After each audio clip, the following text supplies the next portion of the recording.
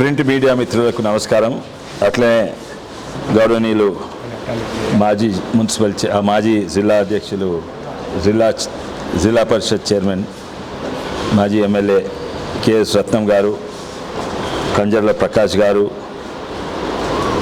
ప్రభాకర్ రెడ్డి గారు, మరి మా మండల అధ్యక్షుడు శ్రీకాంత్ గారు, మున్సిపల్ అధ్యక్షుడు చంద్రశేఖర్ గారు, జనరల్ సెక్రటరీ జ్ఞానేశ్వర్ గారు, నరసింహారెడ్డి గారు, భయానంద్ గారు, మైపాల్, వడ్ల నందు, ఇక్కడ ఉన్న బీజేపీ నాయకులు, మీడియా మిత్రులు, మాధవరెడ్డి గారు, అందరికి కూడా నమస్కారం తెలిపేస్తున్నా.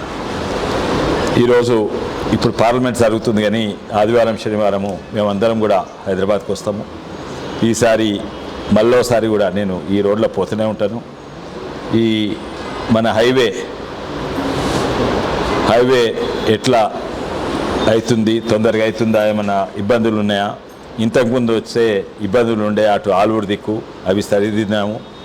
నాకు ముఖ్యంగా ఏంటంటే, నాకు భయం ఏంటంటే హైవే అయినాక యాక్సిడెంట్లు ఎక్కువైతాయా తక్కువైతాయా అని. ఎందుకంటే ఇది హైవే కొంచెం వంకర్ తింకర్ ఉన్నది. అయితే మొట్టమొదలు నేను హైవే చక్కగా ఉండాలని పోరాడుతుంటిని. కానీ రాష్ట్ర ప్రభుత్వం ఎట్లా భూస్వీకరణ చేస్తే అట్లే ఇవ్వాల్సి వస్తుంది హైవే. అయినా కూడా ఎన్నోసార్లు నేను నితిన్ గడ్కరీ గారికి అక్కడ NHAIకు ఎన్నోసార్లు లెటర్ రాసి ఇవి ఎంత చక్కగా చేయగలుగుతా అంత చక్కగా చేయమని నేను రాస్తాను. కొన్ని జాగాలలో షార్ప్ కర్వ్స్ ఉంటే దాన్ని కొంచెం స్మూత్ చేసిండ్రు, ఇవన్నీ కూడా చేసిండ్రు. కానీ ముఖ్యంగా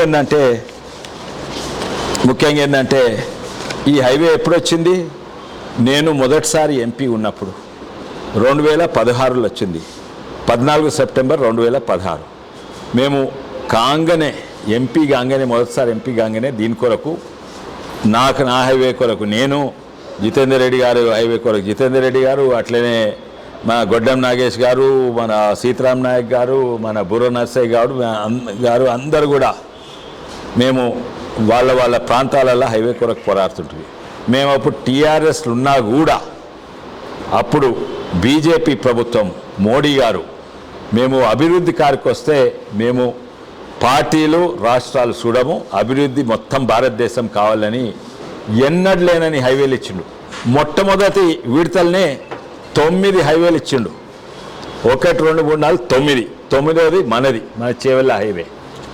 ఇంట్లో సంగారెడ్డి నాందేడ్, జగిత్యాల కరీంనగర్ వరంగల్, నిజామాబాద్ జగదాల్పూరు, జడ్చర్ల కల్వకుర్తి, కోదాడ ఖమ్మము, సూర్యాపేట ఖమ్మము, మంచిర్యాల చంద్రాపూరు, లాస్ట్ మనది చేవెళ్ళ హైదరాబాద్ మనగూడ వరకు హైవే శాంక్షన్ అయింది. అయితే 9 అన్నీ అయిపోయినాయి. నిన్న కాదు మొన్న కాదు, ఎప్పుడో అయిపోయినాయి. దీనికి మాత్రము ఇన్నేళ్ళు పట్టింది. 17 అంటే ఇప్పుడు 9 ఏళ్ళు పట్టింది. ఎందుకంటే ఈ ఫామ్ హౌస్ ఇక్కడ ఉంది, దానికి రావాలి, ఆ ఫంక్షన్ హాల్ అక్కడ ఉంది, దానికి రావాలి. ఇక్కడంతా రియల్ ఎస్టేట్ కదా, నా రియల్ ఎస్టేట్ పోదు కానీ నాకు హైవే రావాలి. అట్లా అన్నట్టు వంకర్ తింకర్ తిప్పి డీలే చేసిండ్రు. సరే మొత్తానికి అయింది. అయినాక కూడా యాక్సిడెంట్లు తక్కువ అవుతందుకు నేను ఎన్నో లెటర్లు రాసినాను. ఇవన్నీ కూడా ఇక్కడ ఉన్నాయి. మొట్టమొదటి నేను లెటర్ రాసిన ఏంటంటే, మొట్టమొదటి లెటర్ గారికి ధన్యవాదాలు చెప్తూ, thank you for the approval of the project propose in Telangana. We look forward for early sanctioning. అంటే అనౌన్స్ చేసి కానీ మళ్ళా 17లో పైసలు శాంక్షన్ అయినాయి. 16లో అనౌన్స్ చేసారు, 17లో శాంక్షన్ కూడా అయినాయి. ఇప్పుడు ఆ పాత ప్రభుత్వం మారింది. ఎందుకంటే వాళ్ళ రియల్ ఎస్టేట్ల ప్రభుత్వము, వాళ్ళు భూస్వీకరణ చక్కగా చేయలేదు. అయితే దాంట్లో డీలే చేసినా కూడా ఒక్కరిగా చేసిను. దాన్ని సరిచేసేందుకు కొంచెం డీలే అయింది, కానీ సంతోషం. ఇది మొత్తము కేంద్ర ప్రభుత్వం చేసింది. ఆ రోజు మేము టీఆర్ఎస్ ఉన్నా కూడా కేంద్ర ప్రభుత్వం చేసింది, మెచ్చుకోవాలి. దాని బదులు ఒకరు వచ్చి నేను తీసుకొచ్చినా నేను తెచ్చినా అంటే అది ఊతపదం అయిపోయింది. ఏంది మేము తెచ్చినాం, మేము చేసినాం. చేసిందోరు, తెచ్చిందోరు, డబ్బులు ఇచ్చిందోరు, పైసలు ఇచ్చిందోటు, ఫండ్స్ ఇచ్చిందోరు, గొప్ప చెప్పుకునేది వీళ్ళు. ఏందంటారు, మన సొమ్ము షోకొంది కాదు. ఇది సొమ్ము మొత్తం కేంద్ర ప్రభుత్వం ఇస్తున్నది. చేయించిందంతా కేంద్ర ప్రభుత్వమే. అప్పుడు నేను ఉన్నప్పుడు అది తీసుకొచ్చినాను. డీలే చేసింది వాళ్ళు. డీలే చేసింది ఇన్నేళ్ళు వాళ్ళు. ఇవన్నీ అయిపోయినాయి. ఒక్క ఇదే అయిపోలేదు. అక్కడ ఉత్తర తెలంగాణ అన్నీ చేసేసుకున్నారు అంతటా. ఈవెన్ ఖమ్మం దగ్గర అన్నీ చేసాయి. ఇది ఒక్కటే నాంచిండ్రు, 9 ఏళ్ళు లాంచిండ్రు. ఇప్పుడు అవుతున్నది. ఇప్పుడు గొప్ప చెప్పుతున్నందుకు ముందుకు వస్తున్నారు. ఇది తప్పు. ఇది ఇప్పుడు నిన్న డీకే శివకుమార్ అయినా మొన్న రేవంత్ రెడ్డి గారైనా ఒప్పుకుంటున్నారు. ఏంది అభివృద్ధి కేంద్రం వల్ల అవుతుంది ఇక్కడ అని. అవును, ఒకప్పుడు అన్నారు గుడ్డు తెచ్చిండ్రు ఏం తెలియదని. ఈరోజు ప్రతి ఒక్కడు కూడా అన్నిట్లో ఎక్కువ తెలంగాణకు లక్షలాది కోట్లు 3 ఎయిర్పోర్ట్లు ఇస్తుండ్రు, మెట్రో రైలు ఇస్తుండ్రు. మెట్రో రైలు ఏమడిగిండ్రు అప్పుడు సీఎం గారు? అప్పు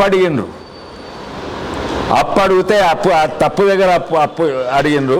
వాళ్ళు శాంక్షన్ అయ్యి అది క్యాన్సిల్ చేసింది. అప్పు కాదు, అప్పు ఇస్తే మీరు ఆల్రెడీ అప్పుల పాలైనరు, ఇంకా అప్పుల పాలవుతారు, మేము 50% ఇన్వెస్ట్మెంటే ఇస్తామని ఇస్తున్నారు. అయితే ఇది మొట్టమొదటి మెట్రో అవుతుంది. అన్ని మెట్రోలు దేశవ్యాప్తంగా ఉన్న మెట్రోలు అన్నీ లాస్లో నడుస్తున్నాయి. ఇది ఒకటే మెట్రో మొదటి వస్తుంది, లాభం నడుస్తుంది. ఇప్పుడున్న మెట్రో కూడా లాస్లో నడుస్తుంది. అయితే కేంద్ర ప్రభుత్వం అప్పు కాదు, మీకు పైసలు కావాలి, మీరు అప్పుల పాలు చేసిపోయిన పాతోళ్ళు మీరు ఇంకా అప్పుల పాలు చేస్తుండ్రు. అది కాదు. ఎందుకంటే ఆయనకు తెలంగాణ ప్రజలు తెలంగాణ సొమ్ము మీద పట్టింపు ఉంది. అందుకే అప్పు అడిగితే అప్పు క్యాన్సిల్ చేసి 50% పైసలు ఇస్తున్నాం మోడీ. అదే కాదు, మీరు కాంగ్రెస్ వాళ్ళని అడగండి, ముఖ్యమంత్రిని అడగండి. 5 క్యాపిటల్ సిటీస్కు 5 నగరాలకు మహానగరాలకు కనెక్షను హబ్ భారతదేశంలో ఎక్కడ లేదు. బుల్లెట్ ట్రైన్ హబ్ ఇక్కడ ఇస్తున్నాం. పక్కకు మన శంషాబాద్, ఇక్కడి నుంచి వికారాబాద్ 22 నిమిషాలంట. అక్కడి నుంచి పూనా నుంచి బాంబే, మళ్ళీ ఇటు పోతే కర్నూలు నుంచి బెంగళూరు పోతుంది, అటు పోతే అమరావతి నుంచి చెన్నై పోతుంది. 3-4 గంటల పూనా బొంబాయి చేరుతాము, 3 గంటల బెంగళూరు చేస్తాం. అంటే మనం ఇక్కడి నుంచి ఎయిర్పోర్ట్కి 1 గంట పోయి మళ్ళీ అక్కడ ఫ్లైట్ ఎక్కితే 4 గంటలు అవుతుంది అక్కడ దిగి మా అక్కడ పోవాలంటే. ఇది బెంగళూరు పట్టణం మధ్యలో వస్తుంది, మీరు ఫ్లైట్ కూడా అంత పోదు. ఇటువంటి లక్షలాది కోట్లే తీస్తున్నారు. అయితే ఏమిచ్చిండ్రు? కేంద్రం ఏమిచ్చిందా? ఇవన్నీ ఇచ్చినాయి. ఏదో ఉత్తగా తెల్వనోళ్ళు ఏదో సోషల్ మీడియాలో వాగుతుంటారు, కానీ అన్నిట్లో ఎక్కువ తెలంగాణకి ఇచ్చిండ్రు. ఇదే కాక 3 ఎయిర్పోర్ట్లు ఇచ్చిండ్రు. ఇవన్నీ కూడా ఎయిర్పోర్ట్లు, వరంగల్ ఎయిర్పోర్టు, మన ఆదిలాబాద్ ఎయిర్పోర్టు, మన కొత్తగూడెం అక్కడ. అండ్ ఇవన్నీ ఉత్త ఎయిర్పోర్ట్లు కాదు, దీన్ని పెద్ద పెద్ద హబ్స్ చేస్తున్నారు. ఇప్పుడు చూడరాదండి, ఏ దేశంలో కూడా, చాలా దేశాలలో, అమెరికాలో కూడా ఉండవు. బుల్లెట్ ట్రైన్ నుంచి వస్తారు, వచ్చి పక్కకే ఏరోప్లేన్ ఉంది, మన జిఎంఆర్ ఎయిర్పోర్ట్ ఉంది, మళ్ళీ దాని యువతల పక్కకు మెట్రో కనెక్షన్ ఉంది. ఇంత మంచి కనెక్షన్. ఇవన్నీ కూడా ఇటువంటివి ఎక్కడ లేవు.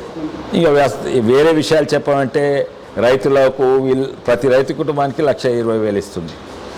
సరే, అయితే మళ్ళీ దీని తర్వాత పోయి మళ్ళీసారి చూస్తా హైవేను. మీరందరూ కూడా రావాలని కోరుతున్నా. కానీ తొందరగా పార్లమెంట్లో ఏమవుతుంది నిజంగానే బాధాకరము. అక్కడ నీట్ ఎగ్జామ్ పరీక్షల ప్రొటెస్ట్లు అయినాయి. కానీ నిజంగానే నీట్ రాసిన వాళ్ళు 1% కంటే తక్కువ ఉన్నోళ్ళు. అందులో చాలామంది గుండాగాళ్ళు, వేరే పొలిటికల్ పార్టీస్, వేరే విషయాల గురించి, వేరే ఇష్యూస్ గురించి జాయిన్ అయినరు. సోనం వాంచుక్ గారు కూడా జాయిన్ అయినరు. తన వేరే ఇష్యూ తనకు తెలుసు, లద్దాఖ్ కొరకు పోరాటైనా, తర్వాత పర్యావరణం కొరకు పోరాటైనా, తర్వాత నేషనల్ కాన్ఫరెన్స్ అంటే జమ్మూ అండ్ కాశ్మీర్ నుంచి వాళ్లకు మాకు స్టేట్హుడ్ అంటే రాష్ట్రంలో కావాలని వాళ్ళు పోరాటం, తర్వాత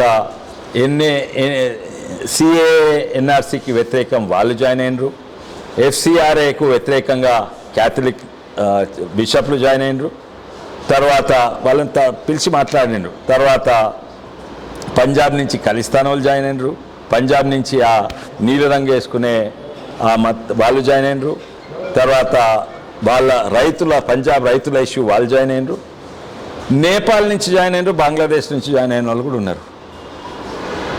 నిజంగానే ప్రధానమంత్రి గారు ఇంకా వాళ్ళ సోపత్లో పడి వీళ్ళు ఏదేదో అన్నారు. ప్రధానమంత్రి గారు క్షమించిండ్రు వాళ్ళను, నిజమైన నీటు. కానీ ఇదే కాక 2900 మంది క్రిమినల్స్ను తీసుకొచ్చిన ఆమ్ పార్టీయో ఎవరో, అందులో దాదాపు 93 మంది మర్డర్ చేసిన వాళ్ళు, 200 మంది రేప్ చేసిన వాళ్ళు. వీళ్ళు క్రిమినల్స్, వాళ్ళ కేసెస్ ఉన్నాయి. వాళ్లకు నీటికి ఏం సంబంధం లేదు. కేసెస్ తీయమంటే నిజంగానే నీట్ వాళ్ళ మీద తీస్తాం, కానీ ఆ క్రిమినల్స్ మీద తీయరు. కానీ నీట్ వాళ్ళు వాళ్ళ సోపతిలో పడి ఏదన్నంటే ప్రధానమంత్రి క్షమాపణ కూడా ఇచ్చిండు. తర్వాత బిల్లు 2 పాస్ అయినాయి. ఇంకా కొన్ని పెద్ద బిల్స్ వస్తున్నాయి. FRCA అంటే ఇక్కడ విదేశాల నుంచి ఫండింగ్ వస్తాయి కొన్ని NGOs, దేశానికి విరుద్ధంగా కొన్ని కార్యక్రమాలు చేస్తారు. అటువంటి NGOస్కు ఫండ్ కట్ ఆఫ్ చేసేది అది వస్తుంది. అది కూడా పాస్ అవుతుంది తప్పకనే. అండ్ ఎన్నో బిల్లు వస్తాయి. డీలిమిటేషన్ బిల్ కూడా వచ్చే అవకాశం ఉంది, చూద్దాము. అండ్ 13 తారీఖు ఇది అయిపోతుంది పార్లమెంట్. సార్ నేను పటంచేరు సంగారెడ్డి హైదరాబాద్ మీదుగా బాంబేకి వెళ్తానని చెప్పి అక్కడ ప్రాంత మాజీ ఎంపీ కానీ ప్రస్తుతం ఉన్న ఎంపీ ఎమ్మెల్యేలు కేంద్ర మంత్రి కలవడం జరిగిందంట. మరి అది చాలా మాజీ ఎంపీయా? మాజీ ఎంపీకి వెళ్తా కలవడం నేను కలిసింది మా చేవల్ల వికారాబాద్ నుంచి వాళ్ళని నేను కలిసిన. వాస్తవంగా సూటిగా వాళ్ళంటే ఇట్లా పోతేనే మంచిగా. అక్కడ ఆల్రెడీ బాంబే హైవే ఉన్నది, ఇక్కడ బాంబే హైవే లేదు. అయితే అండ్ వికారాబాద్ నుంచి జైరాబాద్ నుంచి వికారాబాద్ దగ్గరనే 20 కిలోమీటర్లు 25 కిలోమీటర్ల స్ట్రేట్ హైవే వేస్తున్నారు. వాళ్ళు రావచ్చు, హైదరాబాద్ వాళ్ళు కూడా ఇక్కడ రావచ్చు. కానీ సూటిగా అయితే ఇదే, సుట్టు తిప్పి వాళ్ళంటే అట్లా. కాంగ్రెస్ ఎమ్మెల్యే గారు మేమే తీసుకొచ్చిన రోడ్లు ఏంది, కాంగ్రెస్ ఎమ్మెల్యే మేమే తీసుకొచ్చిన రోడ్లు ఏం చేస్తే ఈ రోజు పని స్టార్ట్ అయింది చెప్పుకొని తిరుగుతుంది. సొమ్ముంది సోకుంది కదా, ఏమన్నా తెలివిందా? కాంగ్రెస్ 60 ఏళ్ళల్లో తేంది, ఎందుకు బీజేపీ రాగానే వచ్చింది? ఎవడు నమ్మడు. దాన్ని పెట్టుకొని ఇక దాన్ని సంబరాలు చేసుకోవడం మంచిదే, సంబరాలు చేసుకో. నువ్వు చెప్పుకునేది చెప్పుకో, నమ్మేటోళ్ళు నమ్ముతారు. కానీ ఇది ఉన్నది చూడండి, ఇది చూడండి క్లియర్గా ఉన్నది. ఇవి ఉన్నది. బెటర్ లేటర్ దెన్ నెవర్ అంటారు ఇంగ్లీష్లో. లేట్ అయింది కానీ వస్తుంది. కానీ లేట్ నెలనా ఏడాదా 9 ఏళ్ళు లేట్ చేసింది.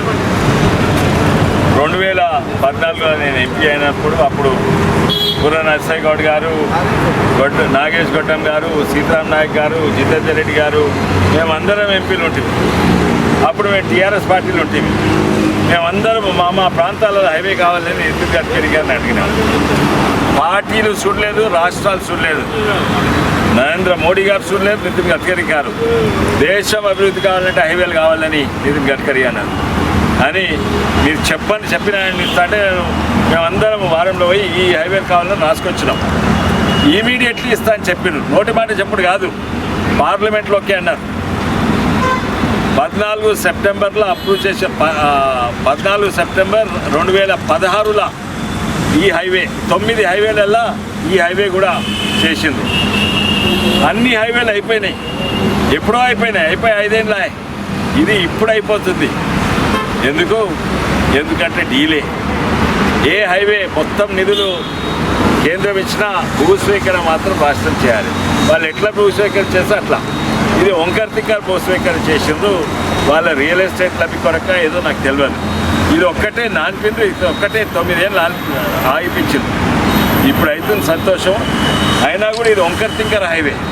అయితే ఎన్నోసార్లు ఉత్తరాలు కూడా నేను రాసినాను. దీన్ని షార్ప్ కర్వ్స్ తీసి కొంచెం స్మూత్ కర్వ్స్ చేయాలి. అయితే యాక్సిడెంట్లు తక్కువ కావాలని నేను ఎన్నోసార్లు రాసినాను.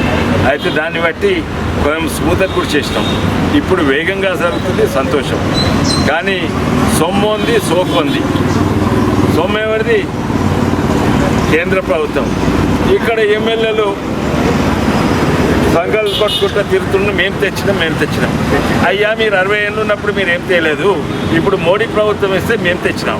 మోడీ మీ ఎమ్మెల్యేకి ఇన్నారు, ఎమ్మెల్యే కాదు ఎంపీకి. అది నేను ఎంపీ ఉన్నప్పుడు విన్నారు. ఏ ఎంపీ చెప్పినా కూడా తెలంగాణ ఎంపీలో విన్నారు. ఇది తీసుకొచ్చిండు. దీన్ని అయితే నేను మొదటిసారి ఎంపీ ఉన్నప్పుడు ఇది వచ్చింది. కాంగ్రెస్ ఎమ్మెల్యేలు డాక్యుమెంటరీస్ చేసుకుంటున్నారు సార్ ఈ రోడ్ల మీద. అదే చేసుకొని సంబరాలు చేసుకొని పగలగాళ్ళు అనుకుంటారు. తెచ్చింది ఎవరు, ఇచ్చింది ఎవరు, ప్రజలు ఎవరు నమ్ముతున్నారు? ఎమ్మెల్యే పరిధి కూడా ఉంటుంది కదా, ఎమ్మెల్యే పరిధిని మించి మాట్లాడుతుంటే అవును. జనాలు అర్థం చేసుకుంటారు. మరి ఎమ్మెల్యే వింటాడా? ఎమ్మెల్యే ఆయన ఎంపీ పోయి సెంట్రల్కి వెళ్ళి దేనికి, ఈ స్టేట్ గవర్నమెంట్లకి వెళ్తే మరి వాళ్ళకి దమ్ము ధైర్యం ఉంటే ఇక్కడ రోడ్లని ఖరాబ్ అయ్యి ప్రజలు నానా అవస్థలు పడుతున్నారు. లోకల్గా రోడ్లు చేతగాని వాళ్ళు మేము హైవేని తెచ్చినామంటే ఇక బాగానే ఉంది. ఏమైనా శిక్షణ ఉండాలి చెప్పుకోవడానికి. వాళ్ళు వాస్తవంగా చెప్పాలంటే వాళ్ళకి నిజంగా ఇక్కడ ఎమ్మెల్యే పార్టీ ఎమ్మెల్యే రాజకీయ అనుభవం ఉంటే, ఏమైనా వాళ్ళకి సిగ్గు లజ్జ ఉంటే మేము తెచ్చినామని చెప్పుకోవాలి. వాళ్ళు ఎట్లా తెస్తారు? ప్రజలంతా ఏరియోలు కాదు, ఎమ్మెల్యేలు పార్లమెంట్ కూడా రానియారు, బయట నుంచే వెళ్ళగొడతారు ఎమ్మెల్యేలను.